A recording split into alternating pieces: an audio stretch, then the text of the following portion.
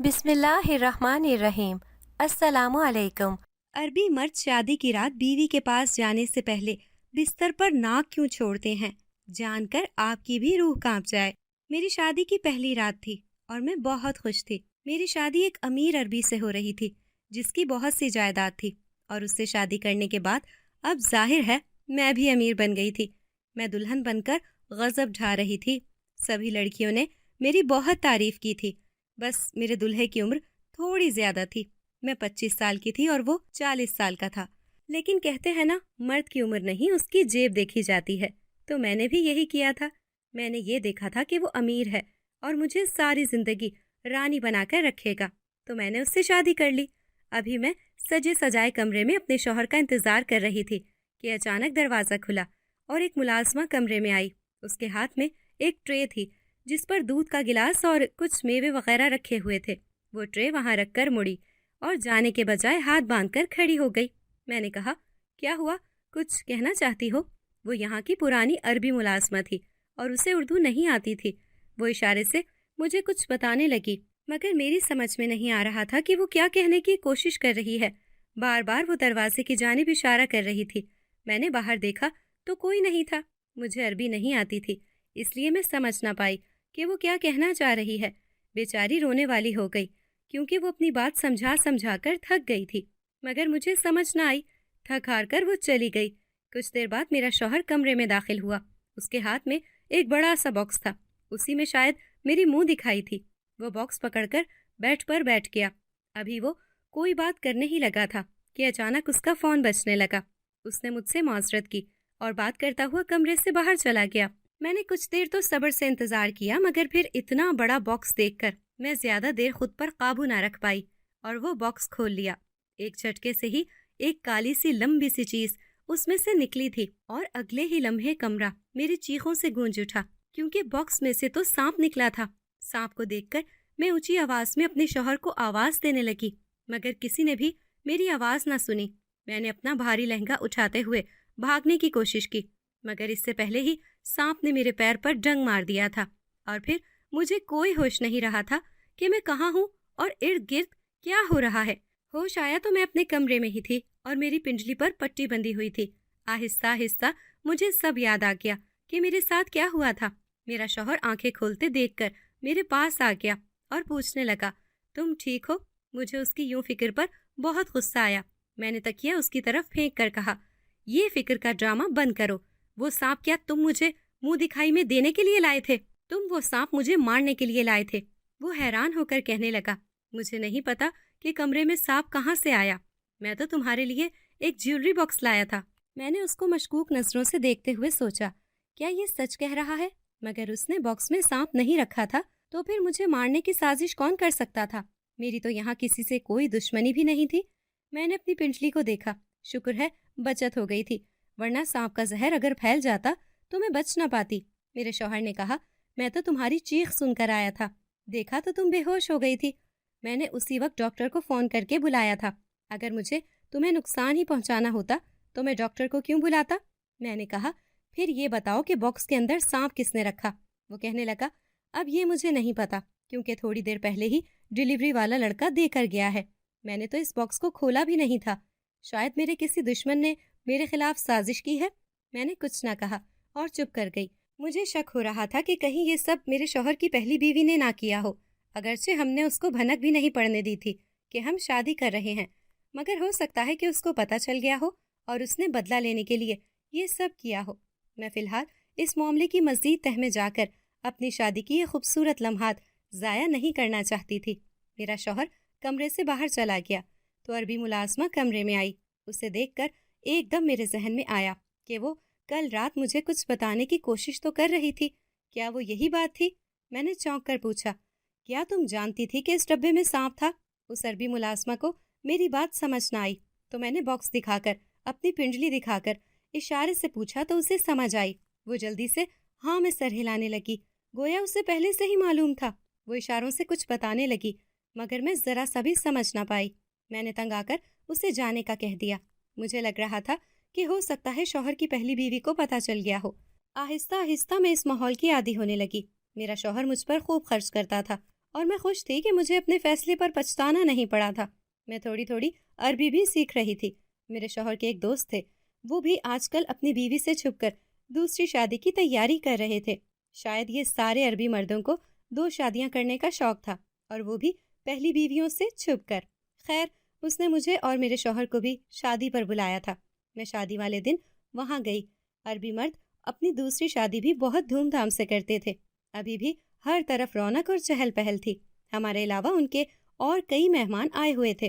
یہ سارے دوست وہ تھے جنہوں نے 2 شادیاں کی ہوئی تھیں، اور وہ اپنی دوسری بیویوں کو لے کر ہی شادی پر آئے تھے۔ میں وہاں ایک اپنی جیسی پاکستانی لڑکی کو دیکھ کر خوش ہوئی۔ میں نے اس کا نام پوچھا تو اس نے ارم بتایا۔ اس کے شوہر کو دیکھ کر میں حیران ہوئی تھی۔ وہ تو میرے شوہر کا بہت اچھا دوست تھا۔ یوں ہی باتوں باتوں میں اچانک میں نے دیکھا کہ ایک ملازم بالکل ویسا ہی باکس لے کر اندر جا رہا تھا جیسا میری منہ دکھائی کا تھا۔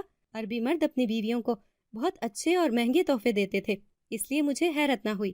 ارم سے باتوں کے دوران اچانک میری نظر اس کے پیر پر پڑی تو میں چونک گئی۔ اس کی پنڈلی پر چھوٹے سے 2 سوراخوں کے نشان تھے، بالکل ویسے ہی جیسے میرے تھے۔ میں نے چونک کر پوچھا، یہ نشان کیسا ہے؟ کیا کسی چیز نے کاٹا ہے؟ اس نے میری توقع کے عین مطابق جواب دیا تھا کہ ایک سانپ نے کاٹ لیا تھا۔ میں نے پوچھا کب؟ تو کہنے لگی، میری شادی کی رات جانے کہاں سے بستر پر سانپ چڑھایا تھا اور مجھے ڈس لیا۔ شکر ہے جان بچ گئی۔ یہ اتفاق تھا کہ اسے بھی شادی کی رات ہی سانپ نے کاٹ لیا اور مجھے بھی۔ یہ بات مجھے کچھ عجیب لگی، تاہم میں خاموش رہی۔ وہ لڑکی ارم میری بہت اچھی دوست بن گئی تھی۔ ہم نے ایک دوسرے کے فون نمبرز بھی لے لیے۔ ارم سے ملاقات کے بعد میں بہت تجسس میں آ گئی تھی کہ ہم دونوں کے ساتھ یہ اتفاق ہی تھا یا کچھ اور۔ میرے شوہر کے جس دوست کی دوسری شادی ہوئی تھی، شوہر نے اسے دعوت پر بلایا تو میں نے کہا، میں اپنی دوست ارم کو بھی بلاؤں گی۔ آپ سب دوستوں کی باتیں مجھے سمجھ نہیں آئیں گی تو مجھے اس کی کمپنی رہے گی۔ شوہر نے کہا، بلا لو۔ میں تو اسے خاص مقصد سے بلا رہی تھی۔ میری ملازمہ نے خوب اچھی تیاری کی تھی اور عربی کھانے تیار کیے تھے۔ میں نے نئی نویلی دلہن کی خوب خادر مدارت کی۔ وہ ایک بنگلہ دیشی لڑکی تھی جس کو ہماری طرح عربی نہیں آتی تھی۔ ہم سب لڑکیاں ایک طرف آ گئیں۔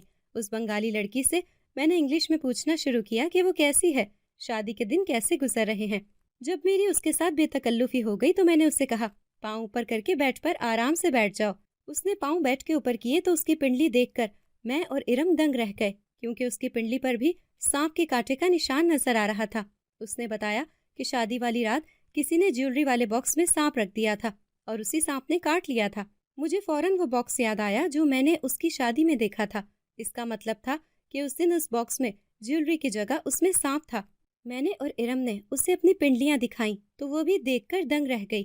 ہم تینوں اپنی اپنی جگہ پر پریشان ہو گئیں۔ اب یہ تو پتہ چل چکا تھا کہ یہ سانپ کا شادی کی پہلی رات ہی کاٹ لینا کوئی اتفاق نہیں تھا، مگر پھر کیا تھا؟ ہمارے شوہر ہمارے ساتھ آخر کیا گیم پلان کر رہے تھے؟ اسی وقت میری ملازمہ ہمارے لیے چائے لائی تو ارم نے عربی میں اس کا شکریہ ادا کیا۔ میں ہکا بکا ہو کر پوچھنے لگی، مجھے بتاؤ کہ تمہیں عربی آتی ہے؟ کہنے لگی، مجھے یہاں دبئی میں آئے 5 سال ہونے والے ہیں، کچھ حد تک تو عربی سیکھ چکی ہوں۔ میں نے بےتابی سے کہا، پھر اس ملازمہ سے پوچھو کہ یہ میری شادی کی پہلی رات مجھے کیا بتانے کی کوشش کر رہی تھی۔ اس ملازمہ سے وہ 5 منٹ بات کرتی رہی، پھر اسے بھیج کر مجھے کہنے لگی، وہ ملازمہ تمہیں اس دن یہی بتانے کی کوشش کر رہی تھی کہ تھوڑی دیر میں تمہیں سانپ کاٹنے والا ہے۔ وہ کہہ رہی تھی کہ یہاں کے زیادہ تر عربی مرد جب چھپ کر دوسری شادی کرتے ہیں تو وہ اپنی بیوی کے پاس جانے سے پہلے شادی کی پہلی رات اس کے بستر پر سانپ چھوڑ دیتے ہیں۔ یہ سن کر میرا منہ کھلے کا کھلا رہ گیا کہ یہ ایسا کیوں کرتے ہیں۔ اس کا مطلب ہے کہ میرا شوہر جھوٹ بول رہا تھا اور میں سمجھ رہی تھی کہ شاید اس کی پہلی بیوی نے ایسا کیا ہو، مگر اب پتہ چل رہا تھا کہ سب کیا دھرا ہمارے شوہروں کا تھا۔ دیکھا جاتا تو اس ایک تکلیف کے علاوہ اب تک ہمارے شوہروں نے ہمیں کوئی تکلیف نہیں دی تھی۔ شاید یہ ان کی رسم ہوگی کوئی۔ دعوت ختم ہو گئی تو وہ لڑکیاں واپس چلی گئیں۔ میرے پاس اور کوئی چارہ نہیں تھا کہ میں چپ چاپ یہیں رہتی، کیونکہ واپس جانے کا تو سوال ہی پیدا نہیں ہوتا تھا۔ میری پچھلی زندگی میری نظروں کے سامنے گھوم گئی۔ میں 7 بہنوں میں سے سب سے بڑی تھی۔ گھر کے حالات بہت ہی خراب تھے۔ میں نے شاید ہی کوئی ایسا دن دیکھا ہو جب ہم نے 3 وقت کا کھانا کھایا ہو، ورنہ تو اکثر فاقے ہی چلتے تھے۔ ہمارے سارے خاندان والے غریب ہی تھے، مگر پھر کچھ رشتہ داروں نے اپنی بیٹیوں کو امیر گھروں میں ملازمہ بنا کر بھیجنا شروع کیا تو ان کے حالات بدلنے لگے۔ میں یوں تو پاکستانی تھی، مگر پچھلے کئی سال سے دبئی میں آنے کی کوشش کر رہی تھی، کیونکہ میری ایک کزن بھی یہیں کام کرتی تھی تو وہ بتاتی تھی کہ یہاں بہت کمائی ہوتی ہے اور بہت پیسے ملتے ہیں۔ اس لیے میری بھی یہی کوشش تھی، مگر ویزا نہیں لگ رہا تھا۔ پھر میری کزن نے اپنے کفیل سے بات کر کے میرا ویزا لگوا دیا تھا۔ جن کے گھر میں وہ کام کرتی تھی وہاں ایک لڑکی کی ضرورت تھی، کیونکہ اب میری کزن کی شادی ہونے والی تھی، تو وہ اپنی جگہ مجھے لگوانا چاہ رہی تھی۔ میں ہرگز بھی اس موقع کو چھوڑنا نہیں چاہتی تھی، اس لیے ادھر ادھر سے پیسے پکڑ کر میں نے ٹکٹ لی اور دبئی کی اڑان بھری۔ دبئی ایئرپورٹ پر میری کزن مجھے لینے آئی ہوئی تھی۔ راستے میں وہ مجھے کام کے بارے میں سب بتاتی رہی اور پھر بولی کہ اپنے بارے میں کبھی کسی کو مت بتانا کہ تمہارا اصل کیا ہے۔ اگر عیش کی زندگی جینا چاہتی ہو تو یہاں کسی عربی سے شادی کر لینا۔ عربی پاکستانی لڑکیوں پر مرتے ہیں۔ اگر تم کسی کو پسند آ گئی تو سمجھو تمہاری لاٹری لگ جائے گی۔ میری بچپن سے منگنی ہو چکی تھی، اس لیے میں یہاں سے جا رہی ہوں، ورنہ میرے پاس بہت مواقع تھے کہ میں اپنا مستقبل بنا لیتی۔ تمہارے ساتھ یہ مسئلہ نہیں ہے، اس لیے تم یہیں رہو۔ کسی عربی سے دوسری شادی بھی کرنی پڑی تو کر لینا۔ میری کزن کچھ دن بعد پاکستان واپس چلی گئی اور میں نے اس کی جگہ کام شروع کر دیا۔ میں نے ایف اے تک تعلیم حاصل کی تھی اور میری انگلش بہت اچھی تھی۔ میری قابلیت اور خوبصورتی بہت جلد گھر کے مالک کی نظروں میں آ گئی۔ اس کے 3 بچے تھے اور ایک جوان خوبصورت بیوی تھی، لیکن دوسری شادی کی خواہش تو مرد کو ہمیشہ رہتی ہے، اس لیے اس نے بہانے سے مجھے نکال دیا تاکہ مجھے اپنے دوسرے گھر بھیج سکے۔ میں نے اگرچہ دوسری بیوی بن کر اپنا مستقبل محفوظ کرنے کی کوشش کی تھی، مگر دوسری بیوی بن کر بھی میں خسارے میں تو ہرگز نہیں رہی تھی۔ میرے شوہر نے مجھے واقعی شہزادی بنا کر رکھا تھا، کسی چیز کی کوئی کمی نہیں تھی۔ میں ہر لحاظ سے ایک مکمل خوشگوار زندگی گزار رہی تھی۔ اس پرسکون زندگی میں ہلچل اب مچی تھی جب مجھے یہ بات معلوم ہوئی تھی کہ شادی کی رات میرے شوہر نے جان بوجھ کر مجھے سانپ سے کٹوایا تھا۔ کیا وجہ تھی؟ میں ساری رات سوچتی رہی تھی کہ مجھے اس صورتحال میں کیا کرنا چاہیے، بات کرنی چاہیے یا پھر خاموشی اختیار کرنی چاہیے۔ میرے شوہر نے آج کی دعوت کی ساری تیاریاں خود کی تھیں۔ وہ میرے لیے بہت مہنگا جوڑا اور قیمتی جیولری خود لایا تھا۔ اس سب کے باوجود اس نے مہمانوں کو یہی بتایا تھا کہ دعوت کی ساری تیاری میری بیوی نے کی ہے اور میری تعریف کروائی تھی۔ ان سب باتوں کو مد نظر رکھتے ہوئے میں بری طرح الجھ کر رہ گئی تھی کہ اگر وہ اتنا اچھا ہے اور میرا اتنا خیال رکھتا ہے تو شادی کی پہلی رات کیوں تکلیف دی۔ سوچ سوچ کر جب میری بس ہو گئی تو میں نے اپنے آپ کو حالات کے دھاڑے پر چھوڑ دیا۔ دل میں کہا جو ہوا اسے بھولنے میں ہی عافیت تھی۔ عقل مندی کا تقاضا یہی تھا۔ میں نے ارم کو بھی یہی مشورہ دیا تھا، فی الحال یہ بات چھپا لے، دل میں رکھ لے، کیا پتہ کل کو یہ کام آ جائے۔ اسے بھی میری بات سمجھ آ گئی تھی۔ میں نے اسے کہا ہم دونوں اس بنگالی لڑکی کے گھر جاتے ہیں اور اسے بھی سمجھا کر آتے ہیں۔ وہ مان گئی۔ ہم دونوں اس بنگالی لڑکی کے گھر گئے تو ملازمہ ہمیں ڈرائنگ روم میں بٹھا کر چلی گئی۔ تھوڑی دیر بعد وہ واپس آئی اور کہا میڈم کی طبیعت ٹھیک نہیں، وہ سو رہی ہیں اور ہم مالکوں کو جگا نہیں سکتے۔ ہم دونوں مایوس ہو کر واپس چلے آئے تھے۔ میں ارم کو اس کے گھر چھوڑ کر بازار کی طرف چلی آئی۔ میری چھوٹی بہن نے دبئی کے امپورٹڈ میک اپ کے لیے فرمائش کی تھی اور میں کافی عرصے سے اسے ٹالے جا رہی تھی۔ آج میں باہر ہی تھی، اس لیے سوچا کہ لگے ہاتھوں اس کے لیے سامان خرید لیا جائے۔ تب تک بھوک نے بہت ستانا شروع کیا تو میں نے سوچا راستے میں کسی کیفے سے کچھ کھا لوں گی، لیکن اچانک میں نے اسی بنگالی لڑکی کو دیکھا جس کے گھر ہم تھوڑی دیر پہلے گئے تھے۔ اس کی ملازمہ تو کہہ رہی تھی وہ کمرے میں سو رہی ہے، مگر یہ یہاں کیا کر رہی ہے؟ میرے اندر تجسس جاگ گیا تو میں نے گاڑی اس کے پیچھے اپنی رفتار ہلکی کر کے لگا دی۔ وہ ایک کیفے کے اندر چلی گئی۔ میں نے سوچا یہاں یہ کیا کرنے گئی ہے؟ مجھے بھی بھوک لگی ہوئی تھی، اس لیے میں نے سوچا کہ میں بھی اندر چلی جاتی ہوں اور اس سے جا کر پوچھتی ہوں کہ اپنی ملازمہ سے جھوٹ کیوں بلوایا۔ میں گاڑی کو ایک جانب پارکنگ میں لگا کر اندر چلی گئی تو میں ہکا بکا رہ گئی۔ اس بنگالی لڑکی کے ساتھ ایک لڑکا بھی بیٹھا ہوا تھا۔ اس کی شادی کو ابھی 1 مہینہ ہی ہوا تھا اور اس نے اپنے شوہر کو دھوکہ دے کر ایک انجان لڑکے کے ساتھ یوں ہوٹلنگ کر رہی تھی۔ پہلے تو سوچا کہ جا کر اس کو خوب سناؤں کہ ابھی تمہاری شادی کو اتنے دن نہیں گزرے اور تم یہ سب کر رہی ہو، مگر پھر یہی سوچا کہ یہ اس کا انتہائی ذاتی مسئلہ ہے، وہ برا مان سکتی تھی، اس لیے میں خاموشی سے واپس اپنے گھر آ گئی۔ میں اس بات کو دماغ سے نکالنا چاہ رہی تھی، مگر اس بنگالی لڑکی کی وہ حرکت جیسے میرے دماغ سے چپک کر رہ گئی تھی اور شاید میں بھولنے میں کامیاب بھی ہو جاتی اگر جو میں اس کو دوبارہ نہ دیکھ لیتی۔ اس دن میں سبزی لینے گئی ہوئی تھی کہ میں نے دوبارہ اس بنگالی لڑکی کو اسی لڑکے کے ساتھ دیکھا تھا۔ اب تو مجھے پکا یقین ہو گیا تھا کہ کچھ تو چل رہا ہے۔ میں نے بہت بار ان دونوں کو ساتھ دیکھا تھا اور پھر ایک دن اچانک ایک چونکا دینے والی خبر پتہ چلی جس نے میرے ہوش اڑا دیے۔ میرے شوہر کا وہ دوست جس کی شادی پر ہم گئے تھے، خبر ملی کہ وہ سانپ کے کاٹنے سے مرا ہے۔ وہ اسی بنگالی لڑکی کا شوہر تھا اور اب اس دنیا میں نہیں رہا تھا۔ جانے کیوں مجھے سانپ کے کاٹنے والی بات کچھ عجیب لگ رہی تھی۔ بھلا ایک محل جیسے شاندار گھر میں سانپ کیسے آ سکتا تھا؟ صرف ایک ہی صورت تھی، اگر اس سانپ کو باہر سے لایا گیا ہوتا۔ میرے شوہر بیچارے اس واقعے کے بعد سے کچھ چپ سے ہو کر رہ گئے تھے۔ اب میرے شوہر کا وقت زیادہ تر گھر گزرنے لگا تھا۔ مجھے اچانک ایک دن بیٹھے بٹھائے خیال آیا کہ کہیں یہ اس بنگالی لڑکی کی حرکت تو نہیں، مگر پھر خود ہی اس خیال کو رد کر دیا کہ وہ ایک قاتل نہیں ہو سکتی۔ اس سارے واقعے کو بمشکل 2 ماہ گزرے تھے کہ اچانک شوہر کے ایک اور دوست کے مرنے کی اطلاع ملی، ارم کے شوہر کی۔ اسے بھی ایک سانپ نے کاٹ لیا تھا۔ وہ بیچاریاں رو رو کر اپنا برا حال کر رہی تھی۔ جانے یہ کون تھا جو ان دوستوں کے پیچھے ہاتھ دھو کر پڑ گیا تھا۔ پہلے میرا خیال تھا کہ یہ صرف ایک حادثہ ہے، مگر جب دوسرے دوست کی بھی سانپ کے کاٹنے سے موت ہو گئی تو لگنے لگا کہ یہ ایک بہت سنگین سازش ہے۔ کوئی تو تھا جو میرے شوہروں کے دوستوں کے پیچھے پڑ گیا تھا، اور میرے شوہر کو لگتا تھا کہ اب اگلی بار وہ سانپ اسے کاٹے گا۔ میرا شوہر ڈرنے لگا، اس نے گھر سے نکلنا بند کر دیا۔ میں اسے سمجھا کر تھک گئی تھی کہ ڈرنے کی بجائے باہر نکلو اور ہمت کرو، پتہ کرو یہ سب کس نے کیا۔ مگر میرے شوہر پر کوئی اثر نہ ہوا، اس نے گھر سے جانا بالکل ہی بند کر دیا تھا۔ میں اس ساری صورتحال سے بہت پریشان تھی۔ اب کافی دن ہو چکے تھے، اس لیے ایک دن میں نے ایک آن لائن اسٹور سے اپنے لیے جیولری باکس دیکھا اور اسے منگوایا۔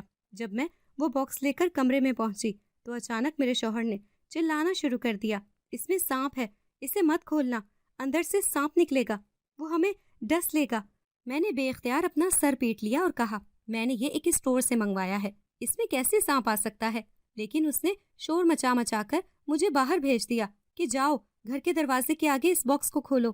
میں اپنے شوہر کی تسلی کی خاطر وہ باکس لے آئی اور باہر گلی میں کھولا، لیکن یہ کیا، جیسے ہی وہ باکس کھلا تھا اندر سے واقعی ایک سانپ نکل آیا تھا جو تیزی سے ایک طرف بھاگ گیا۔ میں ڈر کے مارے اچھل کر کھڑی ہو گئی، بے یقینی سے شوہر کو دیکھا، وہ سچ ہی بول رہا تھا اور میں اس کی باتوں میں نہ آتی اور کمرے میں ہی اس کو کھول کر دیکھ لیتی تو ہم دونوں میں سے کسی ایک کی موت واقعی ہو جاتی۔ شکر تھا کہ شوہر کی بات مان لی، ورنہ کوئی بڑا نقصان ہو سکتا تھا۔ میں نے باہر نکل کر دیکھا تو لگا کہ جیسے ہمارے گھر پر کوئی نظر رکھے ہوئے ہے۔ میں جلدی سے باہر نکلی مگر کوئی نہیں تھا۔ پہلے تو میں نے اپنا وہم سمجھا تھا، لیکن اب ہر گزرتے دن کے ساتھ ایسے ہی لگ رہا تھا کہ جیسے کوئی ہمارے گھر میرے شوہر کو مارنے کے لیے ناگ بھیجتا ہے، کیونکہ 2 دنوں بعد پھر سے ایک سانپ کو ملازموں نے لان میں پکڑ کر مارا۔ میں نے اپنے شوہر سے ایک دن پوچھ ہی لیا تھا، کسی کو آپ کو مارنے کی کیا ضرورت پڑ گئی؟ ایسا کیا کام کیا ہے آپ نے؟ میرے سوال پر میرے شوہر کا چہرہ تاریک ہوا تھا۔ پل بھر میں ہی اس کے چہرے کی رنگت فق ہو گئی تھی۔ اس کا مطلب تھا کہ ان دوستوں نے ضرور کچھ برا کام کیا ہوگا۔ میں نے کہا، مجھے بتائیں، ہو سکتا ہے میں آپ کی کچھ ہیلپ کر دوں۔ میرا شوہر کہنے لگا، تمہیں یاد ہی ہوگا کہ شادی کی رات تمہیں ایک سانپ نے کاٹ لیا تھا۔ میں نے کہا، وہ وقت میں کیسے بھول سکتی ہوں؟ کہنے لگا، وہ سانپ میں ہی جان بوجھ کر کمرے میں لایا تھا تاکہ وہ تمہیں کاٹ لے۔